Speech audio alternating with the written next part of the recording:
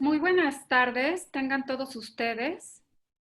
A nombre del posgrado en Derecho de la Universidad Panamericana, les damos la bienvenida al webinar Episodio 2 de la pandemia hacia nuevos modelos de negocio, reflexionando para entender, sobrevivir, estabilizarse y prosperar en la nueva realidad.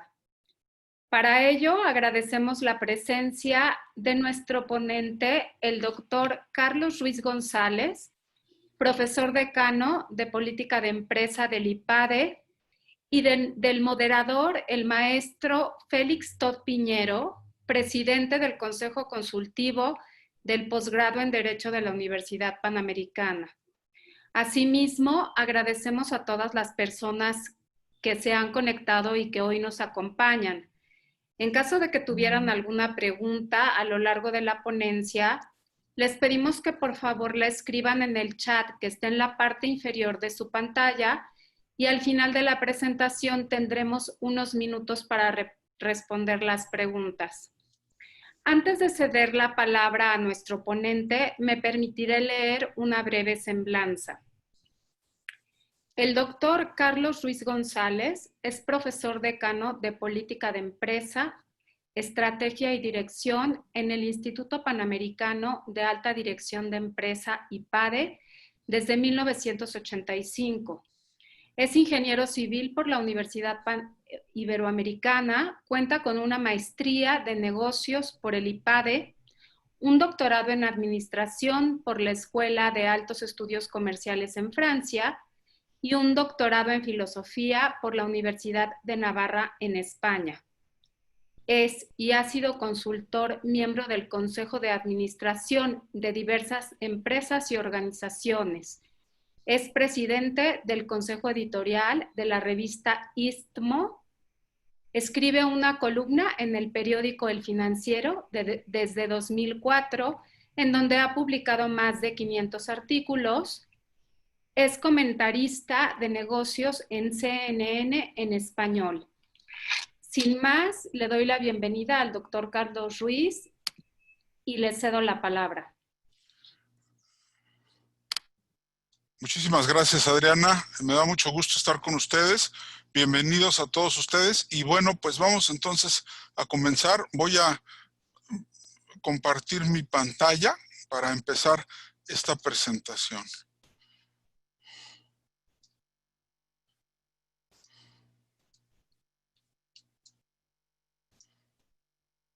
Ahí ustedes me dicen si la están viendo, por favor. Está correcto. De acuerdo. Bueno, pues esta es una presentación que le hemos puesto episodio 2 de la pandemia. Le pusimos episodio 2 porque pensamos que estamos entrando ya a un episodio 2, ya pasamos la primera parte y nos vamos a centrar un poco en lo que serían nuevos modelos de negocio.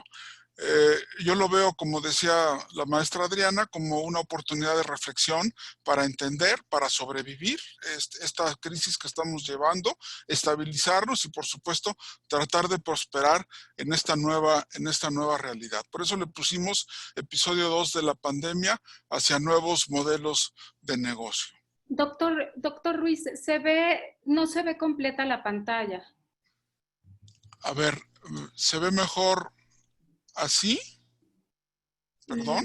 No, todavía no. A ver, se ve mejor. Vamos a ver. ¿Así? Así está correcto. Así está bien. ¿Así está bien? Perfecto. Así bien, ven toda la pantalla, ¿verdad?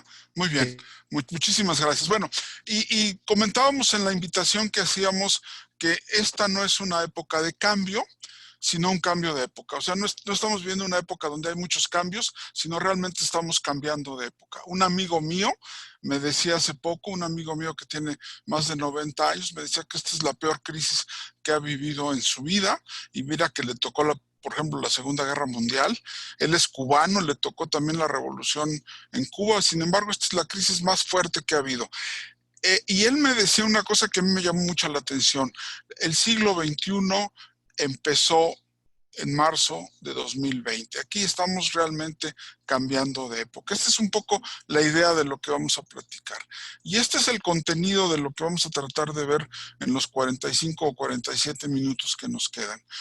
qué es una crisis, cómo la debemos de enfrentar, qué es lo que tenemos que hacer para enfrentar la crisis, qué es un modelo de negocio y cómo vamos adaptando estos distintos modelos de negocio, cómo podemos ir bosquejando, cómo podemos ir formulando un plan de acción para enfrentar la crisis, cuáles son las primeras consideraciones que tendríamos que tomar. Entramos de lleno al episodio 2 y nos despedimos con algunas reflexiones. Este es nuestro recorrido. Entonces, empezamos entonces sobre la crisis y cómo enfrentarla. Y para empezar, yo creo que sería bueno definir una crisis, ¿no? Es decir, ¿qué es una crisis? O sea, bueno, pues una crisis ocasionada por un pequeño microorganismo, es un microorganismo que varios miles caben en el ancho de un cabello, es pequeñísimo y siempre llama la atención cómo es posible que nosotros que nos sentíamos los hombres, los amos del universo, de pronto pues estamos peleando contra un virus microscópico donde, como decía un amigo mío, la batalla no está ganada, igual la ganamos nosotros, pero igual la gana él con todos los muertos que ha habido, ¿no? Ahora, ¿qué es en sí una crisis? Esta definición a mí me gusta mucho, es una definición de Leonardo Polo, un profesor de filosofía de la Universidad de Navarra, que para mí es muy clara, ¿no? Crisis significa que ciertos postulados se han agotado y que ciertos modos de afrontar la vida ya no responden a las nuevas cuestiones. ¿Qué significa esto? Pues que la manera en que veníamos haciendo las cosas ya no va a funcionar. Como veníamos vendiendo, como veníamos cobrando, como veníamos promocionándonos, ya no va a servir. Es como cuando tenemos un hijo que es un niño y lo tratamos como un niño y de pronto pasa a ser un adolescente. Si lo seguimos tratando como un niño, ya no nos va a funcionar. Tenemos que cambiar nuestra manera de hacer las cosas. Eso es una crisis. Cuando las cosas cambian y la manera que veníamos haciéndolas ya no funciona. Entonces, bueno, ¿y entonces qué es lo que tenemos que hacer? Y ahí viene otro pensamiento, este es de un filósofo francés, que nos dice lo siguiente: en la crisis, lo más difícil para un hombre honesto no es hacer lo que debe, sino saber lo que debe de hacer. O sea, no, el problema no es, oye, hay que hacer esto. El problema es definir qué es lo que hay que hacer. De eso es lo que vamos a hablar hoy. Ya nos pegó la crisis, ya nos golpeó, ya le estamos entendiendo, y ahora qué es lo que vamos a hacer. Y hay un aspecto adicional que tendríamos que considerar, un aspecto que es muy importante. Aquí está la crisis, aquí está nuestro coronavirus. Esto es lo que nos provoca la crisis en Wuhan, en China, en un artículo de la revista ISMO que hace rato comentaba la maestra Adriana. El artículo que escribimos ahí se llama Wuhan, We Have a Problem, porque ahí empezó todo. Pero ahí empezó y empieza a haber ciertas consecuencias, ¿no?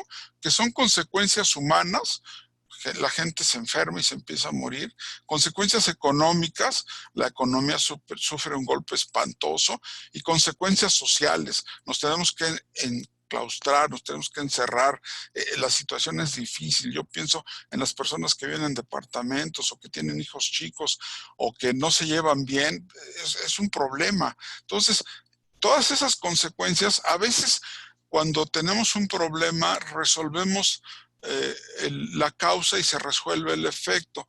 Aquí es distinto. Aquí podremos encontrar la vacuna, que nos vamos a tardar pues por lo menos unos 9 meses. Podemos encontrar el tratamiento, que los más optimistas dicen que nos tardaremos un poco menos de un año, pero eso no va a solucionar las consecuencias. Las consecuencias ya llegaron. O sea, es algo que tenemos que tener muy claro. Las consecuencias de una crisis no se remedian eliminando o controlando la causa que lo originó. Esta es una crisis que llegó para quedarse.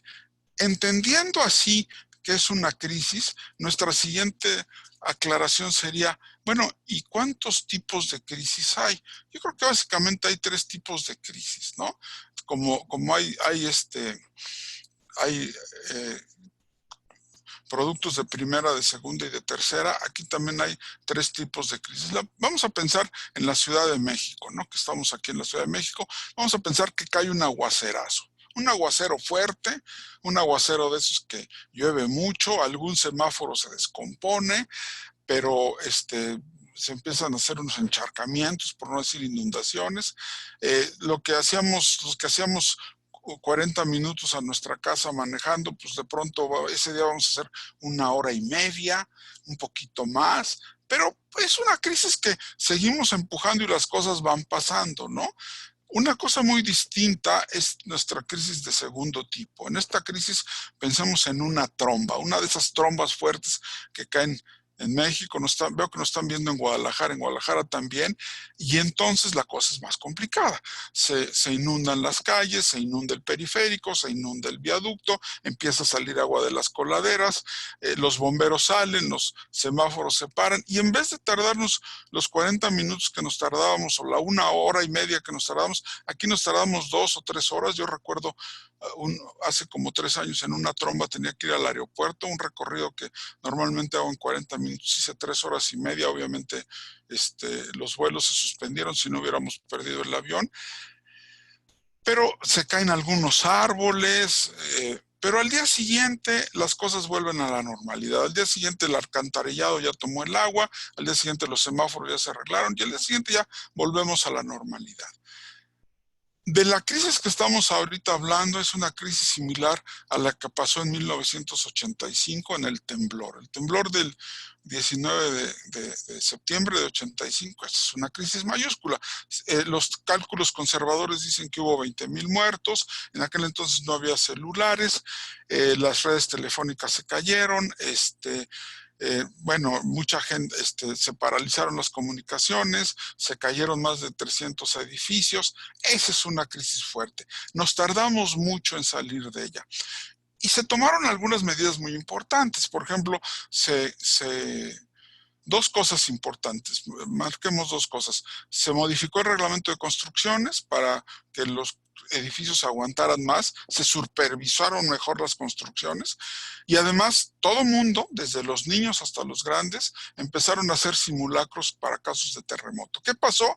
Curiosamente, en 2017, el mismo día, volvió a haber un terremoto de características similares y ya las cosas ya no fueron tan graves. Sí hubo muertos, pero no se comparan con los 20,000, debe haber habido menos de 200 muertos y edificios se cayeron 5 o 10. Es decir, bueno, y todo el mundo se sabía las reglas para enfrentar un terremoto. Es decir, modificamos nuestro comportamiento para enfrentar la crisis. La crisis que estamos viviendo es una crisis todavía peor que la del terremoto de 85. Es una crisis de graves consecuencias. Y es que aquí nos volvemos un poco nostálgicos y afirmamos que las crisis ya no son lo que eran antes, ¿no? Esta es una frase que le robé a Simón Signoret. Y yo me puse a pensar, ¿cuántas crisis yo personalmente he vivido? Yo tenía 14 años en 1968, cuando fue la crisis del movimiento estudiantil. Aquí se las estoy mostrando y ahí les estoy mostrando 9 crisis, ¿no? Que yo me acuerdo, la de la devaluación del 76, la de nacionalización de la banca del 82, la de la caída del sistema en 94. Todas esas crisis fueron fuertes y de todas salimos adelante, pero la de 2008, se acordarán ustedes, estuvo muy fuerte, pero esta crisis es mucho más fuerte, la de 2020, y además ya teníamos 12 años sin vivir en una crisis, es decir, las personas que tienen menos de 30 años realmente no recuerdan haber vivido toda esta cadena de crisis. Bueno, eso nos dice que tenemos resiliencia para aguantar la crisis, ¿no? Y ahora viene nuestra segunda parte. ¿Qué es lo que vamos a hacer? ¿Qué debemos hacer ante la crisis? Acuérdense, definimos la crisis como ese momento donde lo que veníamos haciendo ya no sirve. Y aquí les voy a enseñar un dibujo que ilustra muy claramente esto, ¿no? Este es un dibujo que usamos precisamente cuando fue la crisis del 2009. Está el puente, tenemos que pasar al otro lado, pero ya no hay puente. Es decir, la manera que veníamos haciendo las cosas ya no funciona. Entonces tenemos que inventar algo, ¿no? Los de la izquierda se subieron en una lanchita, el de la derecha se subió los pantalones, se arremangó las mangas y está pasando. Otro se subió a un parapente y está volando. Es decir, el puente ya no nos sirve. La manera tradicional de hacer las cosas ya no nos sirve. Tenemos que hacer reingeniería, tenemos que cambiar, ¿no? En este dibujito, fúnebremente podríamos decir que a lo mejor hay algunos que están en el fondo del espejo de agua que no estamos viendo. La idea es, hay que hacer cosas distintas. Cambia de manera radical nuestro objetivo, ¿no? Y precisamente hace 50 años, ustedes se acordarán, el 11 de abril de 1970, salió esta misión a la Luna, el Apolo 13, con 3 astronautas, ahí los ven ya de regreso. Una misión que, como ustedes saben, la tuvieron que abortar cuando ya llevaban 287,000 kilómetros recorridos. Explota el módulo de servicio, que es donde iban los tanques de oxígeno, y se quedan sin casi la mitad de oxígeno que llevaban, y el oxígeno es muy importante porque les servía en primera para respirar. Si no respiras no mueres, es como el efectivo en las empresas. Si no tienes efectivo te mueres. Puedes no tener utilidades y puedes no morirte, puedes dejar de comer una semana y no te mueres, pero sin oxígeno no aguantas más de 5 minutos. Entonces, como se quedaron sin oxígeno, pues tuvieron que cambiar la misión. Y hace poco salió un artículo muy interesante en una revista de negocios donde decía que lo que podemos aprender del Apolo 13 es que inmediatamente se dieron cuenta de que su objetivo no era aterrizar, alunizar en la Luna, sino era regresar sanos y salvos con el poco oxígeno, con la poca electricidad que tenían y con la comunicación tal como la tenían.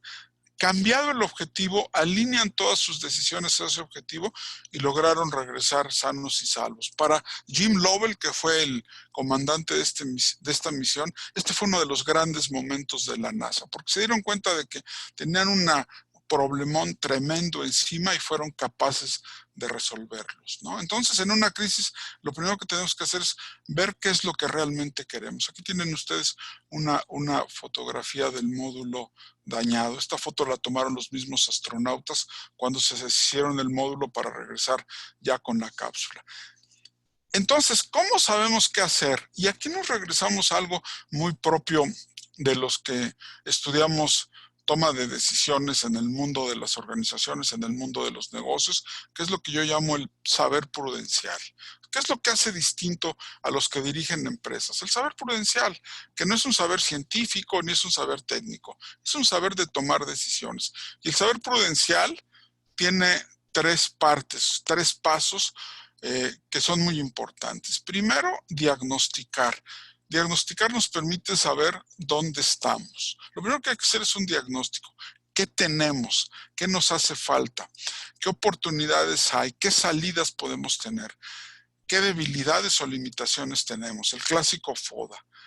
Ya que hicimos el diagnóstico, tendríamos que decidir, bueno, ¿y ahora dónde voy? ¿Qué decisión tomo? ¿Qué es lo que voy a hacer basándome en mi diagnóstico? Un diagnóstico muy objetivo, que vea la realidad, que vea las cosas tal como son, y entonces yo ya decido cuál va a ser mi objetivo, cómo lo voy a alcanzar y qué recursos tengo. Y ya que decidí, pues hacerlo, es decir, a ejecutar, a lograr lo que me propuse. Estas 3 cosas son lo que hacen los directores. Ante una situación difícil, ante una situación nueva, ante un nuevo negocio, diagnostican, deciden y ejecutan. La parte de diagnóstico y ejecución le podríamos llamar la parte de formulación de la estrategia, o la parte de diagnosticar el modelo de negocio, y la parte de ejecución es la parte de implementación de la estrategia. Es decir, estamos, aquí esta gráfica yo creo que es muy importante, este dibujito es muy importante porque nos dice, a ver, ante una situación nueva, ante una situación distinta, donde no sabemos qué hay que hacer, pues lo que tenemos que hacer es precisamente diagnosticar, decidir y ejecutar. Porque como decía Sócrates, el secreto para cambiar es concentrar toda nuestra energía, no en luchar contra lo viejo, eso ya pasó, ese es el episodio 1, sino en construir lo nuevo. Tenemos que construir lo nuevo. Y entonces una de las cosas que tenemos que diagnosticar y decidir qué hacer es, pues, reformular nuestro modelo de negocio, ¿no? Un modelo de negocio que se adapte a las nuevas circunstancias, ¿no? Y bueno, pues si vamos a hablar de modelo de negocio, rápidamente un repaso para entender qué es un modelo de negocio.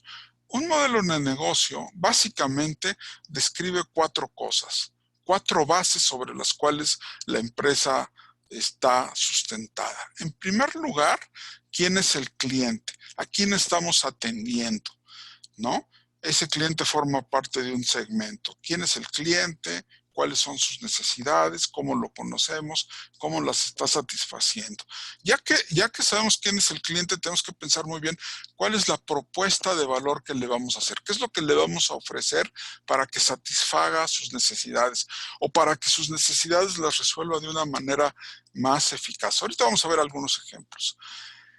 Ya que decidimos qué es lo que le vamos a ofrecer, pues cómo lo vamos a producir, cómo se lo vamos a entregar, ¿no? Cómo vamos a hacer lo que los norteamericanos llaman el delivery, cómo le vamos a entregar esa propuesta de valor al cliente y dónde vamos a ganar dinero en esa propuesta de valor. O sea, cómo vamos a cosechar ese valor, cómo vamos a generar las utilidades. Entonces, acuérdense de esas 4 cosas. ¿Quién es el cliente? ¿Qué le estamos ofreciendo?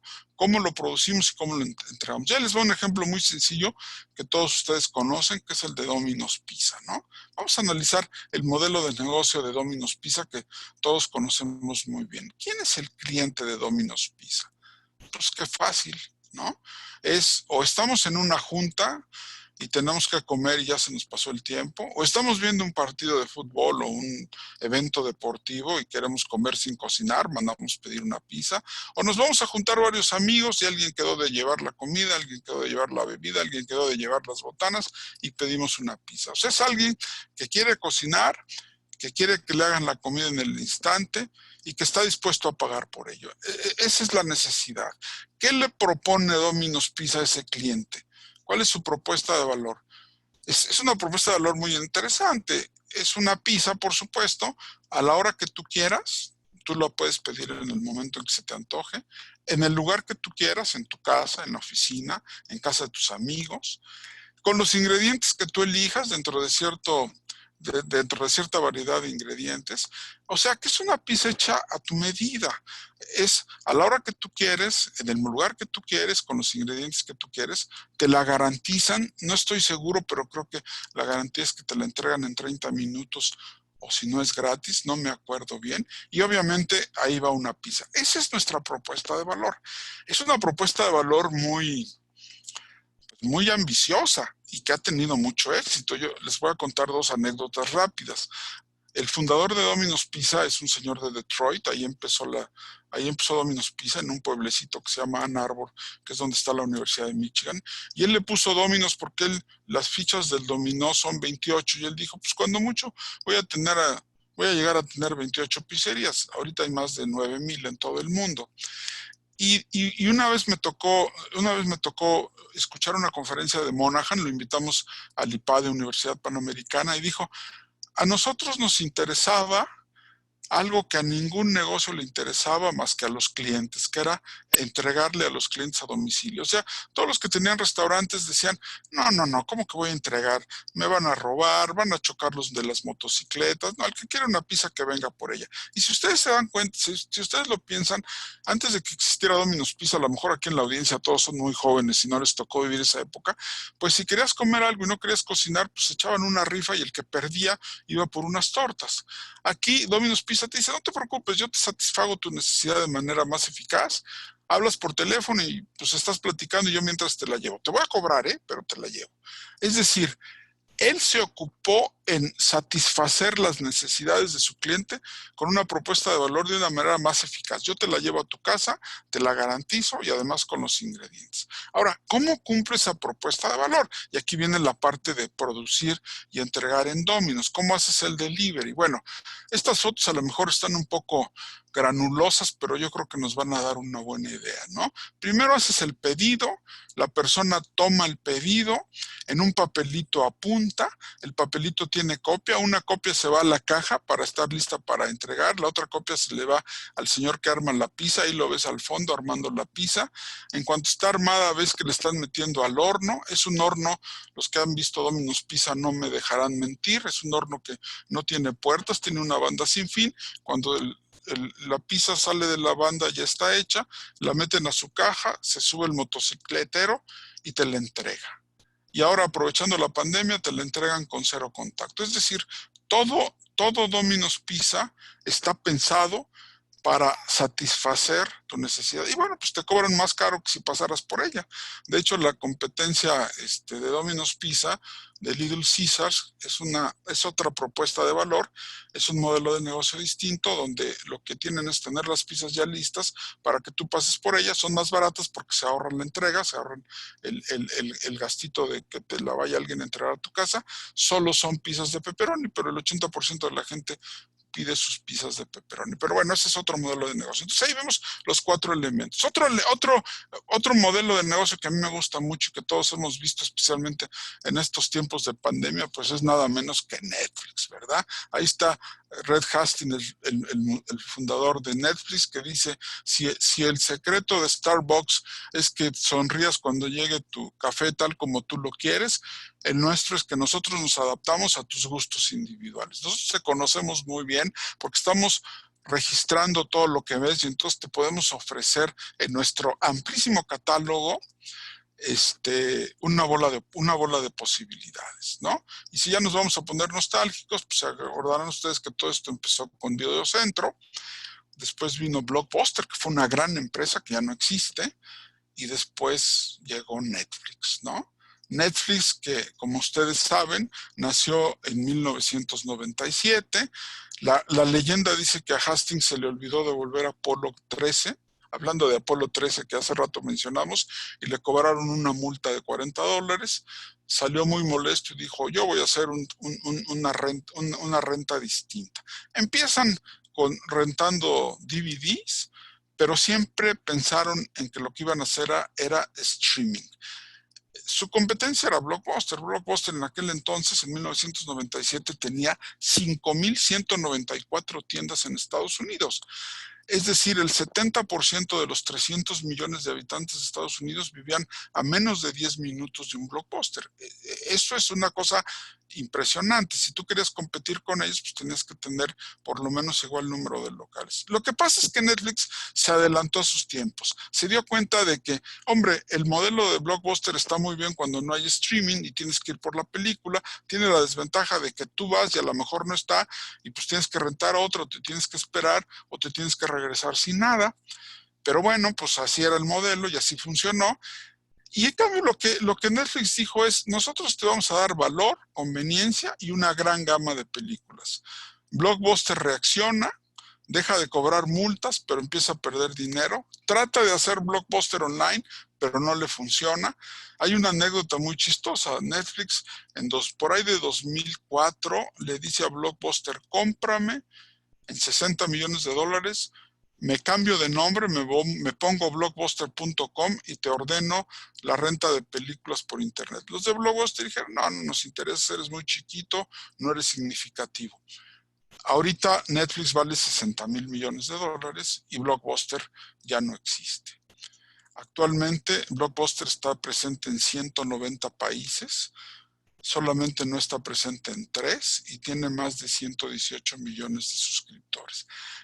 ¿Qué nos llevamos de aquí? Nos llevamos 2 cosas. En primer lugar, el entorno va cambiando, ¿no? El entorno va cambiando. Esta grafiquita que les estoy mostrando nos dice cómo el DVD fue tomando el lugar del VHS, ¿no? En el año 2000 se vendían casi $15 mil millones de cassettes VHS y aparece el DVD. Ya para 2006 el VHS había prácticamente desaparecido y el DVD estaba vendiendo ya $25 mil millones. Ahora el DVD pues yo creo que ya ni existe porque está suplantado por Netflix, ¿no?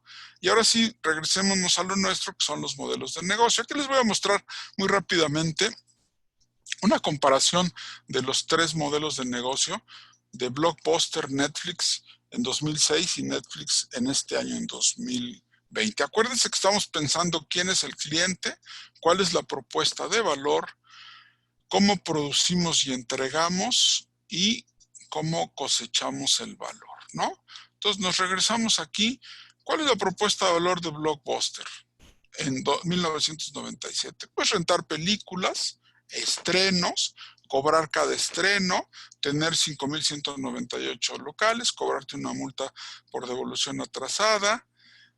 Tu cliente es un señor que le gustan los estrenos, la entrega de servicios es que tú tienes que ir a la película, recogerla y devolverla, te cobran por estreno, te cobran por película. Netflix empezó rentando DVDs, es una renta mensual que te daba opción a 3 películas, no tenían locales, las pedías por internet, te llegaban por paquetería, las veías, las metías en un sobre que te daban, las echabas en un buzón y cuando la echabas en un buzón podía llegarte otra.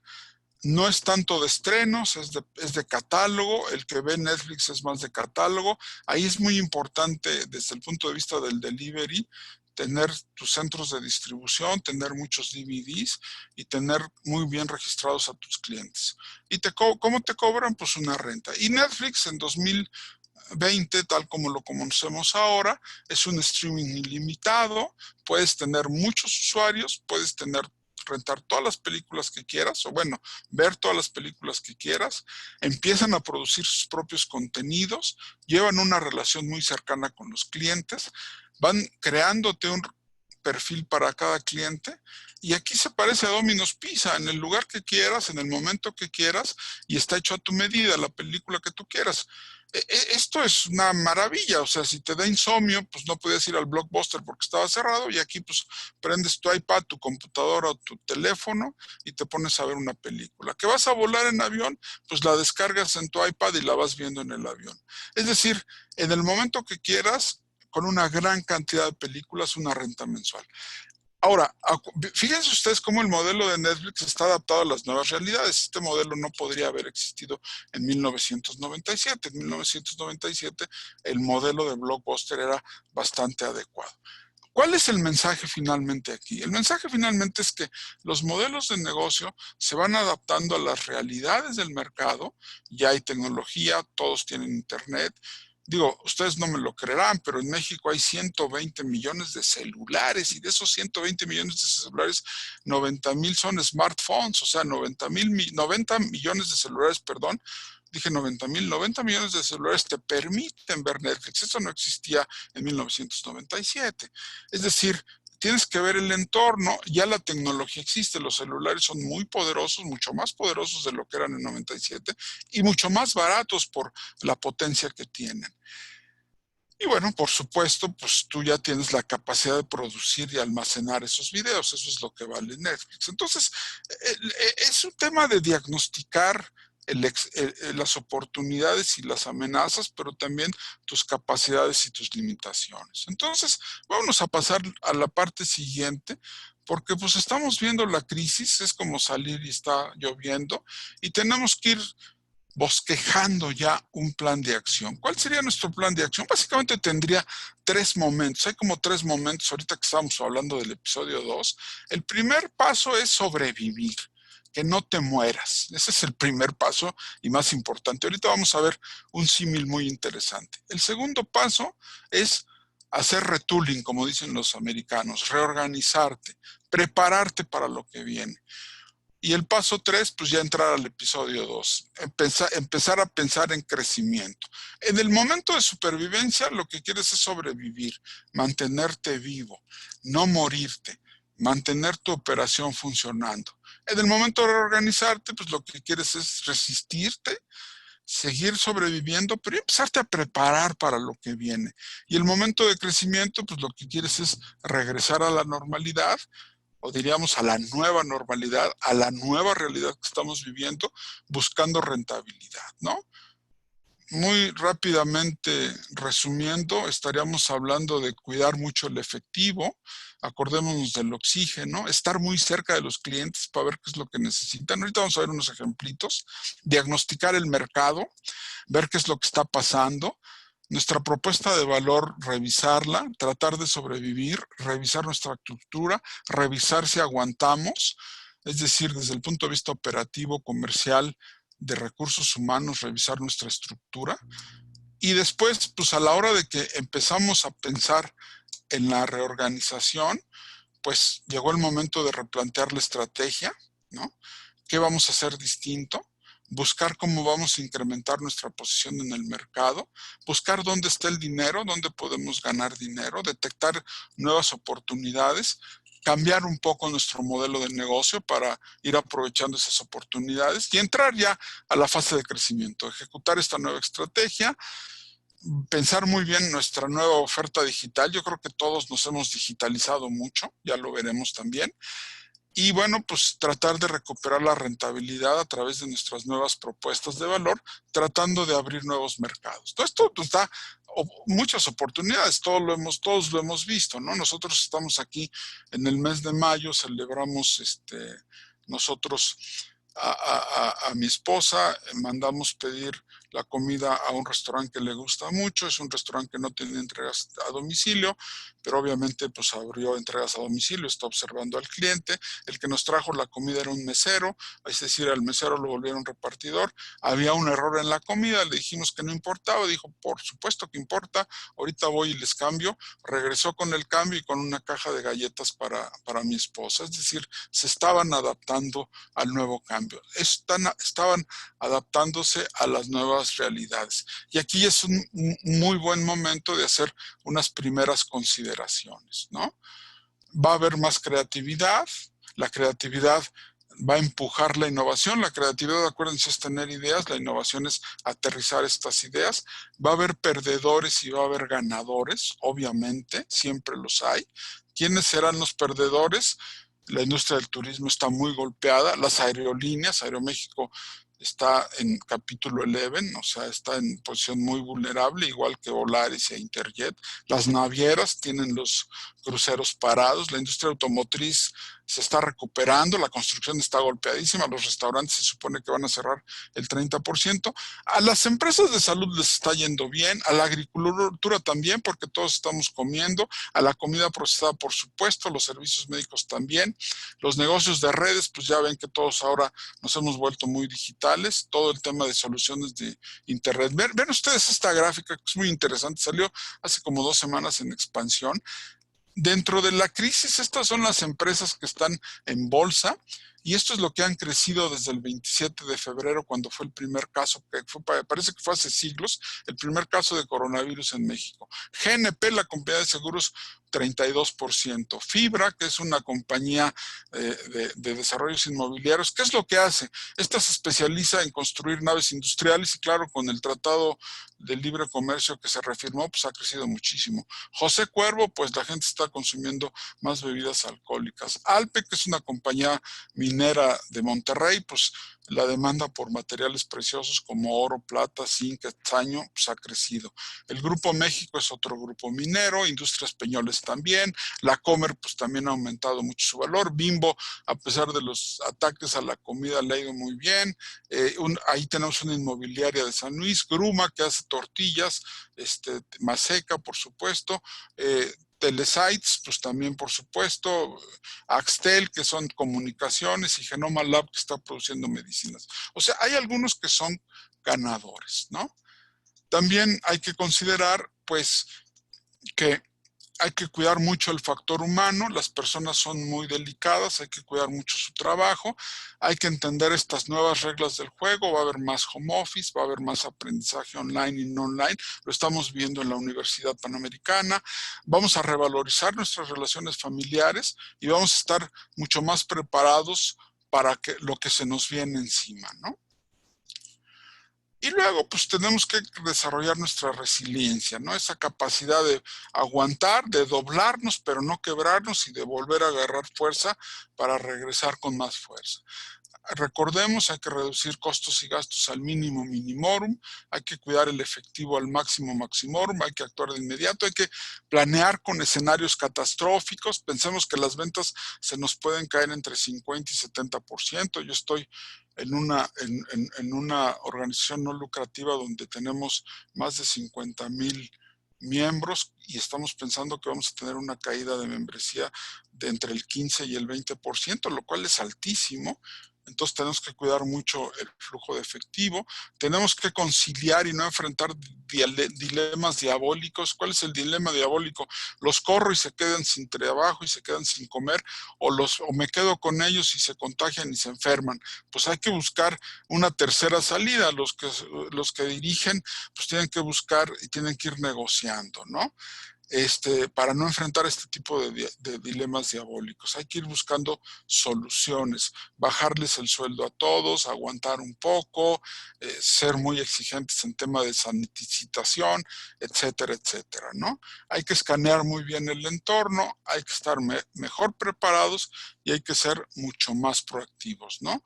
Aquí, por ejemplo, les voy a poner un ejemplo de creatividad que me gustó mucho, que además ha cundido, ¿eh? Este es un ejemplo de creatividad de un aeropuerto en Lituania, que ahora es un autocinema, ¿no?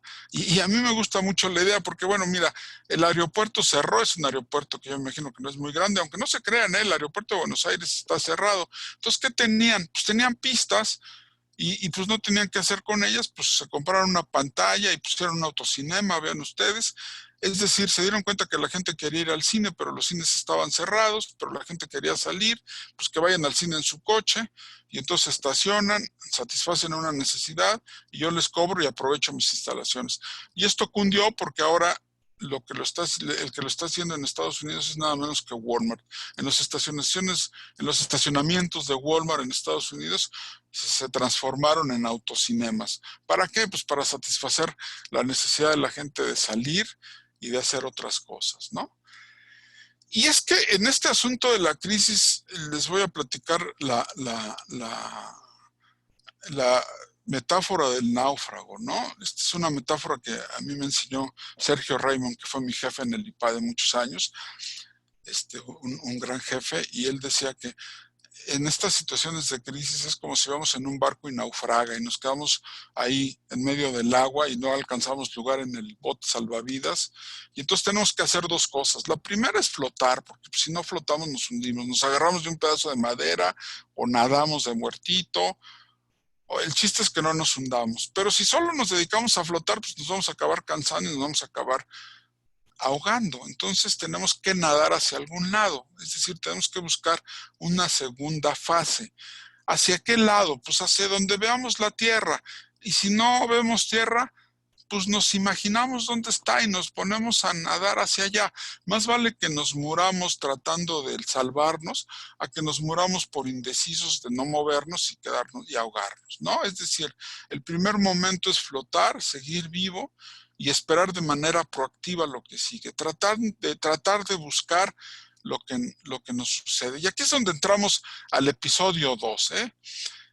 Me gusta mucho esto del episodio 2 porque es como un lenguaje cinematográfico, ¿no? Me gustan mucho las secuelas, fue lo que dijo Arnold Schwarzenegger cuando tomó posesión como gobernador de California. Fue gobernador 2 periodos, que es lo que le permite la ley. En la segunda dijo, me gustan mucho las secuelas, ahí está tomando posesión. Y ahí está la secuela de Terminator 1, que es Terminator 2, que yo creo que es mucho mejor. Es decir, a veces las segundas partes son mejores. Tenemos que ser muy realistas con el diagnóstico. Esta es una editorial que salió en el periódico El Financiero, de Enrique Quintana, me gusta mucho. Se llama Entre el abatimiento y la esperanza. Y ahí Enrique lo que nos dice es que hay motivos para ser pesimista, los efectos de la pandemia, hay motivos para estar abatidos. La crisis económica, que se supone y este año, esta semana se confirmó, el Producto Interno Bruto va a caer 10%, que es una caída brutal. La polarización, tristemente la sociedad está muy dividida. Antes estábamos muy unidos ante la crisis, ahora realmente se ha polarizado mucho y no vemos opciones claras, no vemos opciones vivas para salir de la crisis. Pero también hay esperanza, ¿no? El Tratado Nuevo de Libre Comercio, que ahora se llama TEMEC, nos da certidumbre a largo plazo. El que Estados Unidos esté peleando con China para nosotros es una oportunidad para ocupar esos mercados. Ya somos el principal socio comercial de Estados Unidos. La resiliencia de empresas y trabajadores. México ha vivido, ya vimos, muchas crisis. Esta no es la primera. Sí es la peor, ¿eh? Pero no es la primera. Tenemos experiencia en haber salido. El cambio acelerado, estoy seguro de que a todos ustedes los ha hecho mucho más eficientes y mucho más productivos. Estamos trabajando más y estamos trabajando mejor. estamos siendo mucho más eficaces. Y finalmente, la densidad social. O sea, el año próximo va a haber elecciones y ahí podemos rectificar el rumbo. En las democracias se puede rectificar lo que se escogió. Entonces, estamos entre el abatimiento y la esperanza. Y vamos a darle, nos quedan unos 9 minutos, vamos a darle una ojeada muy rápida al entorno, ¿no? La inversión no va a llegar solita, dice Luis de la Calle. La inversión depende de nosotros, cómo se va a ir dando. Al mismo tiempo, Eugenio Salinas dice que el sector automotriz será uno de los sectores que van a salir. Esta es una noticia del Financiero. Y esta otra noticia del Financiero dice, el motor de la industria automotriz empieza a sumar. Vean ustedes a la derecha cómo las ventas se cayeron en abril y mayo, pero ya va retomando fuerza el sector automotriz. Las exportaciones, vean la gráfica de abajo, cómo ha ido cayendo, pero ya también va aumentando de manera importante. Las automotrices han cambiado su modelo de negocio, están vendiendo ahora online. Vean nada más, por ejemplo, este pedacito de la gráfica, cómo cayeron, pero cómo ya prácticamente el 15% de las ventas de los coches son por computadora. ¿Quién lo hubiera dicho? Estamos hablando de pues, muchísimos automóviles. Va a haber sectores que se van a ver beneficiados, el sector agro y el sector automotriz. Piensen ustedes que tenemos suerte, estamos en la zona de América del Norte donde se concentra el 18% del Producto Interno Bruto del mundo. Estamos en una zona muy rica que hay que aprovechar. Ven ustedes nada más, abajo están las importaciones, no se ve muy claro, pero han crecido sustancialmente. Es el medio círculo que vemos cómo ha crecido. Estas importaciones empiezan a ver la luz verde después del encierro. Ahí ven ustedes cómo van repuntando los pedidos manufactureros en su gráfica de la derecha. Se cayeron de 47 mil millones a 39 y suben ahora nuevamente a 47 mil. Y México es mucho más complejo de lo que piensan. Les voy a mostrar un par de gráficas que a mí me gustan mucho. Fíjense, estas son las exportaciones de México. En 1982 exportábamos 28 mil millones de dólares.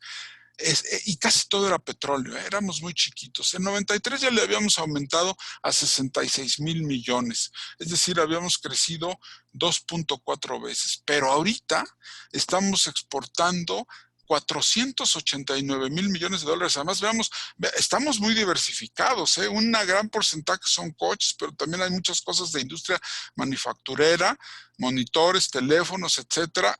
Turismo, ahí la lleva, aunque ahorita está muy golpeado, computadoras, comida, por supuesto, agricultura, cerveza, fruta fresca, petróleo ya nada más es el 5%, y por supuesto minerales, ¿no? Es decir, hemos crecido 15.6 veces en este periodo. En América Latina, pues vamos a compararnos con otros países y vean ustedes nuestras exportaciones en 2018 pues son casi el doble que las de Brasil y mucho más diversificadas, son casi el quíntuple que las de Chile y por supuesto para los que nos comparan con Venezuela pues somos 15 veces más. Venezuela está exportando 30 mil millones de dólares y es casi puro petróleo, es lo que nosotros exportábamos en 1982. O sea, este es un país que tenemos que ser muy optimistas, este es un país grande, ¿no? Casi tan complejo como España. Vean ustedes las exportaciones de México comparadas con las de España. Estamos exportando más que España, 10 mil millones de dólares más. Y también, digo, España, obviamente, viajes y turismo es un porcentaje durísimo. Nosotros no llegamos a tal, pero pues no estamos tan mal. Entonces, hay que ser optimistas. Hay un futuro. Tenemos que prepararnos, ¿no? ¿Qué tendencias vemos para esto? Bueno, pues el comercio electrónico, todos hemos usado Amazon ha crecido enormemente. La entrega con drones parece de ciencia ficción, pero ya se está dando. Los pagos digitales cada vez usados más, de pagar por teléfono o pagar vía electrónica. Por supuesto las videoconferencias, ahorita estamos en una de ellas. Los vehículos autónomos que ya están funcionando, que parece también otra cosa como de película de ciencia ficción. Los monitores de salud portátiles que ya traemos en el reloj, que ya nos van diciendo, ahora ya hay aplicaciones que hasta te van diciendo si estás cerca de tener coronavirus o no. La fabricación en tercera dimensión, estamos viendo estas máquinas que fabrican piezas sobre diseño. Por supuesto, las aplicaciones móviles de voz, que ya casi hasta atrás, hasta hacen traducciones inmediatas, el aprendizaje en línea, todos estamos aprendiendo, los niños entraron ayer a la escuela, quién sabe cómo salga, pero no había de otra, para aprendizaje en línea, y por supuesto la robótica inteligente, ¿no? Y ya con esto nos acercamos al final, vamos a hacer unas últimas reflexiones. Acuérdense, esta no es una época de cambio, es un cambio de época. Recordamos un viejo proverbio chino que dice: los buenos generales dan órdenes temprano en la mañana y las modifican según lo que pasa en la tarde. Tenemos que ser muy flexibles, muy abiertos al cambio. Ante las crisis hay que estar muy listos para replantearnos estrategia y modelos de negocio. ¿Qué nos toca hacer? Pues hemos adquirido habilidades muy importantes estos días, ¿no? Este es un programa de los Muppets para los que ya son un poco mayores, y pues se parece a lo que ahora estamos viendo con las juntas de Zoom, pero también hemos aprendido a trabajar en casa, ya hicimos nuestro home office, ya nos volvimos muy eficaces. Por supuesto que tenemos la ventaja de que los que estamos enclaustrados no extrañamos para nada el tráfico, nos da horas extra para hacer cosas, estamos organizándonos mucho mejor, estamos manejando mucho mejor nuestros horarios, estamos trabajando más tiempo, más productivamente, más eficazmente. Bueno, ya la tintorería, por ejemplo, llega hasta casa. El otro día un amigo mío me decía: oye, finalmente pues ya no estoy gastando ni en gasolina, ni en comidas en restaurantes, ni en tintorería. Bueno, pues tiene su parte ventajosa. Por ahí escribimos un artículo sobre los hobbies. Hemos ido desarrollando hobbies. Los hobbies nos sirven mucho porque nos permiten irnos exigiendo a nosotros mismos para dominar un hobby. Aunque digas: oye, pues ¿de qué me sirve saber bailar? ¿O de qué me sirve saber pintar? ¿O de qué me sirve tocar música? ¿O hacer ejercicio? ¿O hacer cerámica? Pues me sirve porque estoy aprendiendo a aprender, que es una de las cosas más importantes, ¿eh? Bueno, entonces pues vamos de gane, ¿no? Ya en serio, este pensador español que se llama Virginio Gallardo tiene una frase que me gusta mucho: estos 60 días de confinamiento, bueno, 60, ya llevamos más de 100, han acelerado 6 años la digitalización del mundo. Es decir, todo el mundo pensaba que nos íbamos a ir haciendo digitales poco a poco, y de pronto pues no nos quedó de otra, nos vimos forzados a hacerlo, ¿no? Este es Alvin Toffler, que escribió un libro que fue muy profético, El shock del futuro, y ahí tiene una frase suya que a mí me encanta, acerca de aprender y desaprender. Los analfabetos del siglo XXI no serán aquellos que no sepan leer ni escribir, sino aquellos que no puedan aprender. Yo diría aprender rápido, desaprender. A veces es mucho más difícil desaprender que aprender. Cuesta mucho deshacerse de sus manías, desaprender y volver a aprender. O sea, tenemos que estar muy capaces de aprender rápido, desaprender y volver a aprender. Y ya se nos acaba el tiempo, y este es mi último mensaje. Es un mensaje del fundador de la Universidad Panamericana, el doctor Carlos Llano, que desafortunadamente falleció hace exactamente 10 años. Y en un libro muy bonito que se llama Metamorfosis de la empresa, tiene una frase que me encanta. Dice: estoy donde estoy, parece trabalenguas, pero no es. Estoy donde estoy, no donde quisiera estar. O sea, estamos en medio de una crisis, no es donde quisiéramos estar, pero no voy a donde voy, sino a donde quiero ir. Es decir, si no hago nada, si no me cuido, si no me pongo tapabocas, si no tomo medidas higiénicas, pues me voy a morir. Y no voy a donde voy, no quiero ir ahí, voy a donde quiero ir. Me voy a cuidar, voy a tomar mis precauciones, voy a rehacer mi estrategia, voy a reformular mi modelo de negocio, y entonces sí, estoy donde estoy, no es donde quisiera estar, pero no voy a donde voy, sino donde quiero ir. Bueno, yo ya con esto termino. Muchísimas gracias. Voy a dejar de compartir esta presentación para pasarnos a la parte de las preguntas con Félix y con Adriana. Aquí termino y aquí estoy de regreso. Muchísimas gracias a todos.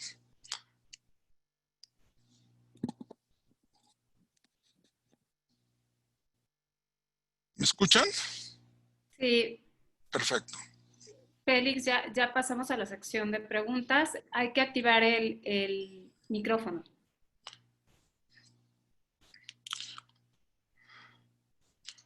Hombre, aquí veo que está mi amigo Alejandro Basterra, qué gusto verte, qué bueno que estoy teniendo acceso a esto. Jesús Ramírez, muchísimas gracias. Isaac Ledesma también, muchísimas gracias. Elías Hernández, muchas gracias. Pues tú dirás, Félix, a tus órdenes. Activa tu micrófono, por favor. No te escuchamos. Por favor, activa tu micrófono. Tenía yo problemas con el micrófono, ya estoy de vuelta. Perfecto. Muchas gracias. Bueno, primero que nada, Carlos, muchísimas gracias. Realmente muy grata tu presentación, una presentación muy completa e interesante. Cuando Carlos y yo tuvimos, y junto con Adriana, la oportunidad de discutir acerca del tema de este webinar, platicábamos acerca de ese título que al final se decidió poner, y es que no se trata de un cambio, no se trata tan solo de una época de cambio, sino de un cambio de época. Y a partir de ahí, la primera pregunta que me gustaría hacerte, Carlos, es si tú consideras que las empresas en México hoy estamos preparados para ese cambio de época que tú nos mencionas en tu presentación. Y en ese sentido, uno de los temas fundamentales es el tema de la innovación. Y ahí yo te preguntaría qué tan importante es la innovación en esta nueva realidad. Y respecto a esto, ¿cuáles son las grandes características o las principales características que tienen los innovadores? Esa sería, digamos, la primera pregunta para que tú nos pudieras dar tu visión sobre el tema. Claro que sí, con muchísimo gusto. Te contesto rápido y bueno, aprovecho aquí para saludar a mis amigos, a Celia Merra, por supuesto, Esmeralda Chalita, a Miguel Ángel Casillas, Mauricio Brem, qué gusto verte, Paco Macías Valadez, como siempre, un gusto. Enrique Cermeño, qué gusto verte. Mira, yo creo que un ejemplo que a mí se me hace muy significativo es cuando entramos al Tratado de Libre Comercio. Entramos al Tratado de Libre Comercio, agarraron a todas las empresas manufactureras, les dijeron que iban a competir y ahí las soltaron. Muchas desaparecieron, pero muchas se volvieron gigantes de la exportación. Ahorita la industria de autopartes mexicana, no solamente la fabricación de automóviles, sino los que hacen autopartes, pues hombre, son los quintos manufactureros de automóviles del mundo. Es decir, sí tenemos la capacidad de crecernos al reto y ser importantes. Ahora, sí tenemos que ser muy innovadores. ¿Cuáles son las características de un buen innovador? Bueno, básicamente, voy a tomar las 5 características que señala Clay Christensen, que falleció hace como 6 meses, un profesor de Harvard que escribió un libro muy bueno que les recomiendo amplísimamente, que se llama El ADN del innovador. Es un libro donde dice que se pusieron a estudiar innovadores como Steve Jobs, como Bill Gates, como los 2 de Google, como Jeff Bezos de Amazon, y concluyeron que tenían 5 características importantes. Característica número 1, desafían el status quo, es decir, se cuestionan las cosas, se cuestionan por qué las cosas tienen que ser así. Característica número 2, observan mucho a las personas, están muy cerca del cliente, ven cómo satisfacen sus necesidades. Característica número 3, experimentan, es decir, se basan en prueba y error. Todas las innovaciones son ideas nuevas, son ideas que empiezan a llegar y que no sabemos si van a funcionar, no. Mételas al mercado, haz una especie como, ahora está muy de moda esto de Agile, de experimentar y probar rápido, pero eso lo hacía Tomás Alva Edison a principios del siglo XX. Característica número 4, crea redes, hazte de amigos, júntate con gente que no sea como tú para que vaya validando tus cosas. Y característica número 5, que es el famoso juntar los puntos de Steve Jobs, junta estas 4 cosas y arma tu innovación. Entonces, acuérdate, cuestiónate por qué las cosas tienen que ser así. Observa mucho cómo las personas satisfacen sus necesidades. Experimenta, trabaja en redes y por supuesto junta todos estos puntos para hacer una innovación. Y claro que podemos ser innovadores, ¿eh?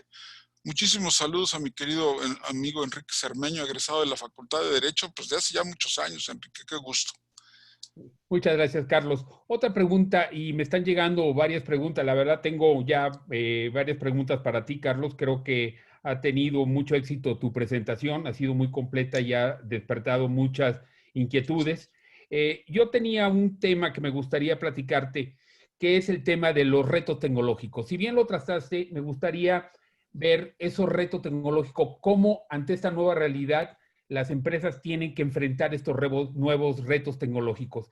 Y en particular, me llama mucho la atención el tema, por ejemplo, de que con la pandemia que se da en el 2020, afortunadamente, muchos de los que estamos aquí en este webinar, pudimos trabajar desde nuestra casa, porque la tecnología te lo permitía. Así Sin es, así embargo, es. si esto hubiera sido en la época que tuvimos la pandemia de la influenza, no estábamos en esas condiciones. Así Y en los es, así es. últimos 4 o 5 meses que llevamos encerrados, la evolución que ha habido en materia tecnológica ha sido brutal, como si fueran 8, Gracias algunos a Dios, dicen gracias a 8 Dios. años que hemos evolucionado. ¿Qué opinas sobre cómo va a ser la nueva empresa en materia tecnológica y su relación entre la empresa y sus empleados? Bueno, me gusta mucho el ejemplo que das. O sea, esto nos hubiera pasado. Bueno, ya ves lo que pasó con la pasada crisis de estas dimensiones. Los muertos no fueron cientos de miles, fueron millones, que fue la famosa Spanish Flu de 1918. Ahí se murió la gente a millones porque, bueno, para empezar no había antibióticos, digo, no estábamos tan avanzados. Aquí, y también aquí estamos mucho más avanzados que 2009. Usábamos el ejemplo de los celulares. Yo creo que estamos aprovechando muy bien la tecnología. Yo creo que nos hemos visto forzados a ampliar la tecnología. Yo estoy en un consejo donde un amigo mío, que es una persona que ya tiene más de 80 años, me dice, las juntas las hacemos por Zoom, y me dice, oye, yo no sabía ni prender la computadora y ahora ya soy experto en Zoom, en Google Meets, en Webex. O sea, hemos agarrado la tecnología, nos hemos agarrado de la mano. Y otra cosa que es muy importante que tú también mencionaste es que cada vez es como más cercana la relación de los directivos con sus empleados. Se están dando cuenta que son un equipo. Y cuando los directivos se toman la molestia o la preocupación de tratar de salvar los empleados lo agradecen y se vuelven, es una especie como de círculo vicioso, se vuelven mucho más agradecidos. Y a esto está ayudando mucho la tecnología. Entonces, yo creo que estamos aprovechando lo aprovechable de la tecnología. Y claro, tú también lo señalaste muy bien, Félix. Desafortunadamente, no todos tenemos la oportunidad de seguir trabajando en nuestra casa y hay mucha gente que tiene que salir y arriesgarse pues para tener el sustento. Desafortunadamente es una realidad, por eso la crisis ha resultado tan pesada. Le mando muchos saludos a Jorge Rosas, a Toño Hernández, que por supuesto insiste como buen contador en el flujo de caja, a Brenda y a Úrsula Fernández, qué gusto verte. Gracias, Félix. Perdón, aquí se ve No, que muchos amigos se enteraron y no, qué pasaron por bueno, aquí. qué Me da mucho bueno. gusto, ¿eh? De esa manera se une también la Universidad Panamericana y el IPADE, porque veo que muchas de las personas que están mandando sus mensajes dicen, fuimos alumnos, como yo también fui tu alumno en el IPADE. Muchas Entonces, gracias, Félix, qué tus amable. alumnos. Quería preguntarte, hay algunas preguntas de algunas de los chats que nos están llegando, en donde dicen, ¿cuál debería ser el papel que debe jugar el gobierno? En el caso particular de lo que estamos viendo en Europa, en lo que estamos viendo en otros países, en Estados Unidos mismo, que es muy paternalista y ha tenido pues ha tomado decisiones para apoyar a su industria. Y en México vemos una situación, una postura diferente. En tu opinión, ¿cuál es el papel en una crisis tan brutal como la que estamos viviendo? Quizá la peor crisis en los últimos 100 años o en toda la historia del No, yo México, creo que toda la definitivamente historia de México. esta es una crisis comparable a la de la Revolución Mexicana, ¿eh? O sea, es una crisis Entonces, con más espantosa. razón, ¿cuál debería ser el papel del Estado en una crisis de este tipo, Carlos, en tu opinión? Yo sinceramente creo que aquí el Estado sí tiene que ser muy solidario y muy subsidiario y sí tendría que ayudar a las empresas. Así lo ha hecho en Estados Unidos. Y tú en Estados Unidos ves cómo, digo, es un país que tiene mucho más recursos, pero también otros países que tienen recursos, digo, como Chile o como España, que son economías pues, pues igual o hasta más chicas que la de México, han dado apoyo a las empresas. Cuando se ha dado apoyo a las empresas, que ni siquiera es regalarles dinero, es simplemente ayudarles a sobrevivir. Y entonces estás viendo que el rebote de las crisis se da en B. Aquí lo que estamos viendo tristemente es que vamos a tener que nadar de muertito muchos años. O sea, vamos a caer y va a ser una L. O sea, vamos a seguir en el fondo hasta que buenamente podamos empezar a retomar, porque no hay incentivos. Digo, no, es un asunto delicado, pero sí se requeriría una labor mucho más proactiva. De hecho, ya está pasando un fenómeno muy curioso, que es que ya muchas empresas han tomado por su cuenta el tema del rescate y de salir adelante. Ahí es donde yo veo la potencia, el músculo, como dice uno de mis colegas, de las empresas mexicanas que se están resistiendo a desaparecer y al mismo tiempo están peleando por sobrevivir. Pero claro, el gobierno yo creo que sí podría hacer mucho, mucho más de lo que está haciendo. A final de cuentas debe de estar preocupado por el bienestar del país, ¿eh? Mucha gente sin empleo significa menos impuestos, significa más tensiones sociales y significa más pobreza, ¿no? Muchas gracias, Carlos. Otra pregunta que tengo de parte de Aníbal Estrada y que me parece interesante, dice, el modelo prudencial se mantiene en su estructura, pero ¿cómo, a qué elementos debemos innovar en para ser actuales y competitivos?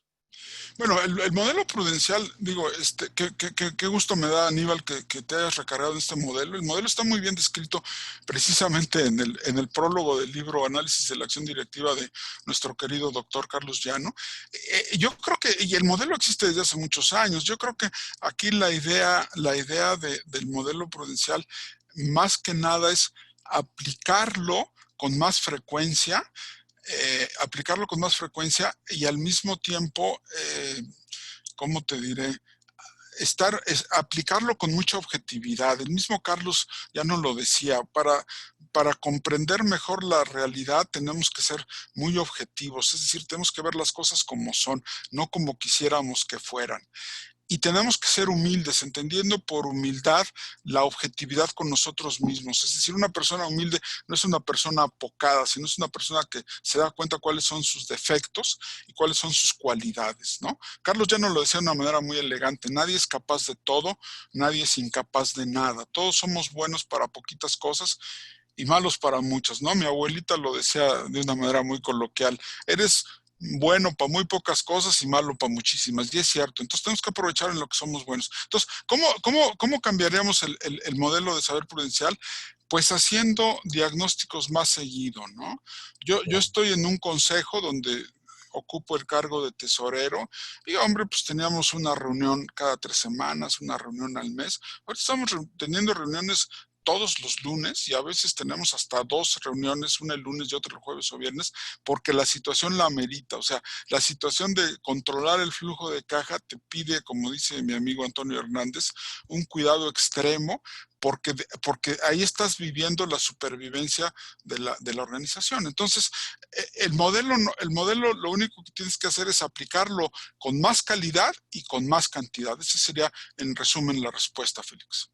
Gracias, Carlos. Otra pregunta más, en este caso es una pregunta de Alejandro Basterra. Ay, Alejandro, qué gusto. También, Trabajamos juntos hace, pues yo creo que unos 30 años en el IPADE, qué gusto. bueno, te trajiste a todos los amigos. Es egresado de la UP, es un Ah, brillante qué bueno. ingeniero egresado de la UP que después hizo una maestría, me parece que en Virginia. Sí, Perfecto. di Alejandro. Mira, la pregunta es, quitando las empresas de tecnología, la gran Ajá. mayoría de las empresas apuestan por sus actuales modelos de negocios y buscan fortalecerlo, más que buscar vivir de nuevos modelos de negocios. ¿Qué deben hacer las empresas que viven bien de su actual modelo de negocios? Tienen que tener muchísimo cuidado, Alejandro, tienen que tener muchísimo cuidado. No les vaya a pasar lo que le pasó a Kodak, o no les vaya a pasar lo que le pasó a la Enciclopedia Británica, ¿no? A mí me gusta mucho el cuento la historia del cuento, perdone, la historia de la Enciclopedia Británica, una enciclopedia fundada en 1769, es decir, hace 250 años. Una enciclopedia que era líder, que vendía 120,000 enciclopedias al año, y en 1992 o por ahí se aproxima Microsoft y les dice: asóciate con nosotros, la hacemos digital, la vendemos en un CD y después en internet y la vendemos a $100. Y claro, los de Británica dijeron, pues, muchas gracias, yo cada enciclopedia la vendo entre $1,000 y $2,000, no me interesa. ¿Qué pasó? Pues Microsoft sacó en carta, la vendió en $100 y en 2 años era líder de enciclopedias, que por cierto, Microsoft ya no existe, perdón, Microsoft es un gigante, lo que ya no existe es en carta, ahora la suplantó Wikipedia. Pero entonces Británica se reconstruyó, cambió su modelo de negocio. Tú ahorita puedes entrar en internet a Británica, puedes hacer, me parece que 5 consultas mensuales. A la sexta te dicen, oiga, ya páguenos por favor. Y rehizo su modelo de negocio y sigue siendo una gran enciclopedia. Es decir, hay que tener mucho cuidado de no quedarte varado en el pasado. Hay que tener mucho cuidado de pensar que lo que te hizo ser muy eficaz en el pasado y en el presente no necesariamente va a ser lo que te va a hacer muy eficaz en el futuro. Por eso, Félix, como tú decías, la innovación es muy importante, especialmente ahora. Y por eso la pregunta de que cada cuándo diagnosticar, frecuentemente, continuamente, constantemente, para que no te vayan a agarrar sorpresas, ¿no? Una amiga mía decía, el peor enemigo es el que no viste venir. Entonces, tienes que tener mucho cuidado para que de pronto no te llegue tu Netflix y deshaga el imperio de lo que fue Blockbuster, ¿no? Perfecto, gracias Carlos. Otra pregunta más, y esta tiene que ver en cuanto a cuál es el papel y el valor que han tenido los abogados concretamente para enfrentar la crisis y en lo particular que tú consideres que van a tomar para adaptar a las empresas o sacar a las empresas a esta nueva realidad. ¿Cuál es tu Félix, mi querido Félix, yo no soy abogado. Esta es una pregunta que yo creo que tú deberías de contestar, pero con mucho gusto le intentamos. Tú eres experto tú eres en primer lugar maestro, eres abogado y eres experto en gobierno corporativo. Mira, yo creo que los abogados tienen una función muy importante porque nos tienen que explicar cómo hacer las cosas, porque estamos viendo situaciones inéditas. O sea, inédito es ineditable, o sea, que no habían pasado antes, ¿no? Yo estoy en una asociación que es una asociación que este año cumple 94 años, estoy en el consejo.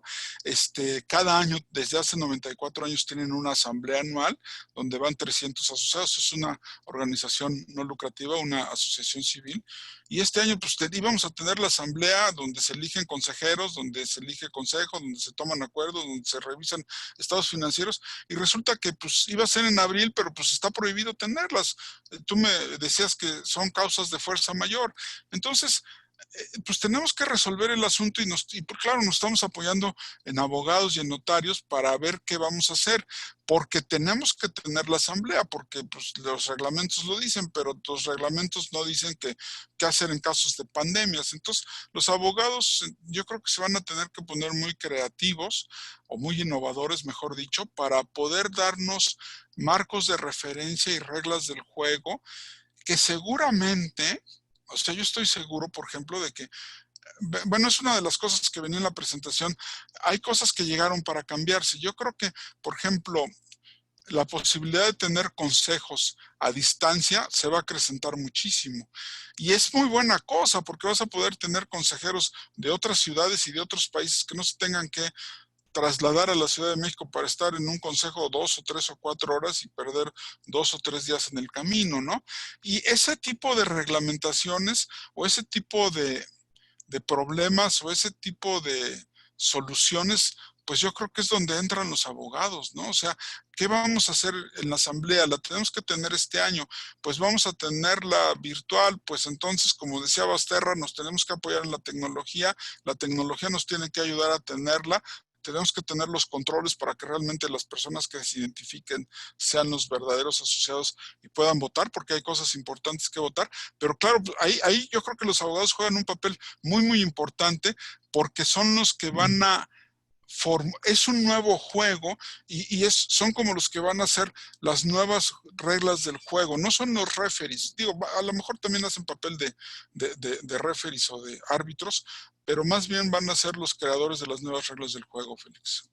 Sí, coincido. No sé, aquí tú podrías añadir algo, ¿eh? Sí, quizá yo podría aportar alguna idea adicional, Y es precisamente, yo creo que la crisis del coronavirus nos agarró a todos, nos tomó a todos de imprevisto y no estábamos preparados. Y el marco Así es. jurídico también no estaba previsto para vivir una pandemia como la que estábamos. Coincidieron las fechas con los temas que tú señalas de las asambleas anuales y te encuentras que la legislación mercantil pues no tenía previsto este tipo de situaciones. No, es más, la legislación actual no están previsto las asambleas de accionistas Por por ejemplo. medios electrónicos. Todavía tenemos que evolucionar como ya lo han hecho otros países. Y yo creo que de las crisis también hay que aprender y que hay que sacar aprendizaje, y esto también llevado al campo jurídico nos va a traer el tener que modificar esos parámetros de referencia en el marco jurídico y que estemos mejor preparados hacia el futuro, ¿no? Totalmente de acuerdo, sí, por supuesto. Y yo creo que esa es una tarea que tiene mucho que ver con todo esto que hemos platicado, que sería como la creación de un nuevo país. O sea, me regreso a la frase tuya esa de que este es un cambio de época, estamos entrando ya a un nuevo país. Un nuevo país. Tengo una, y para no alargar demasiado nuestro webinar, tengo una pregunta que me trae, es un comentario en realidad de José Antonio Hernández. Y él dice, yo solo quisiera hacer énfasis en algo fundamental que nos comentaste. En época de crisis, la mejor acción que debe tomar la administración de la organización, cualquiera que sea esta, es control de flujo de caja, lo más frecuentemente que sea posible. ¿Qué opinas de esta visión que tiene José Antonio Hernández? Totalmente, José Antonio es un buen amigo mío, es contador, fue presidente de la Asociación de Scouts de México y además es una gente que sabe mucho de finanzas y obviamente pues digamos que se va por su lado de querencia, ¿no? Y además que ese lado que hay que tener con mucho cuidado ahora. El flujo de caja se vuelve fundamental, ¿no? Es el oxígeno de la empresa, ¿no? Hace poco me tocó estar en la presentación de un libro de unos profesores donde hablaban de, precisamente le pusieron una crisis inesperada, un coloquio inesperado, porque esta crisis, como tú bien señalas, Félix, fue una cosa inesperada, y donde decían que las utilidades finalmente son, bueno, ya lo dije, ¿no? Las utilidades son como el alimento. Tú puedes vivir sin alimento, es más, puedes vivir hasta sin agua, 5, 6, 7 días, pero sin oxígeno no vives más de 5 minutos y el oxígeno es el efectivo. Por eso José Antonio seguramente recalca que es fundamental cuidar el flujo de caja, porque eso es lo que nos va a matar si no lo cuidamos bien. Federico da Cuba, un colega mío, usa las frases esas ingenieriles: al máximo maximorum hay que cuidarlo y los gastos al mínimo minimorum. Gracias, Carlos. Una última pregunta y con esto Las que tú cerraríamos quieras. nuestro webinar. Y es, tú señalabas de que hay como que una crisis como la que vivimos, lo primero que tienes, la primera etapa es tratar de sobrevivir. O sea, lo Sí primero es sacar adelante la empresa. Lo segundo es estabilizarse, tú le llamaste o reorganizarte. Así Y lo es, tercero es el reenfocarte y prosperar. así Podremos es. sacar como conclusión que aquellas empresas que logren salir de la crisis y salir avante tendrán que ser necesariamente mucho más eficientes que las Por que supuesto. muchas se van a quedar ahí. Mira, yo totalmente de acuerdo, lo suscribo al 100%. Yo diría, no solamente eficientes, Félix, sino, a mí me gusta mucho hacer la diferenciación entre eficacia y eficiencia, ¿no? Y tienen que ser mucho más eficaces. Y también eficientes, pero también eficaces. Cuando tú empiezas a innovar, tú empiezas a hacer cosas distintas y no eres eficiente, porque estás haciendo cosas nuevas que a lo mejor te cuestan más, pero estás haciendo lo que tienes que hacer, ¿no? Decía Peter Drucker que no hay nada más triste que ver a alguien haciendo muy eficientemente lo que no debería estar haciendo. O sea, Kodak era muy eficiente en el manejo de los rollitos y el revelado y eso, pero eso no era lo eficaz. Lo que Claro. venía era la fotografía digital. Las primeras cámaras digitales, acuérdate, eran voluminosas, eran caras, las fotos salían pixeleadas, y ahora tú en un celular traes un poder de una cámara impresionante. Es decir, empezaron por ser eficaces, porque tú trajeras aquí y puedas tomar muchas fotos, y acabaron por ser muy eficientes. Ahorita pues tienes muchísimas fotos. Yo me acuerdo que hace como 10 años me tocó ir a recoger a mi hija y que se habían ido de vacaciones. Me tocó ir a recogerla con sus amigas, y iban platicando en el asiento de atrás, y ellas iban diciendo, esto ya fue algunos años hace, diciendo, ¿te acuerdas cuando tomábamos fotografías y las teníamos que llevar a que las revelaran y tenías que esperar? Pues esa fue mi juventud, ¿eh?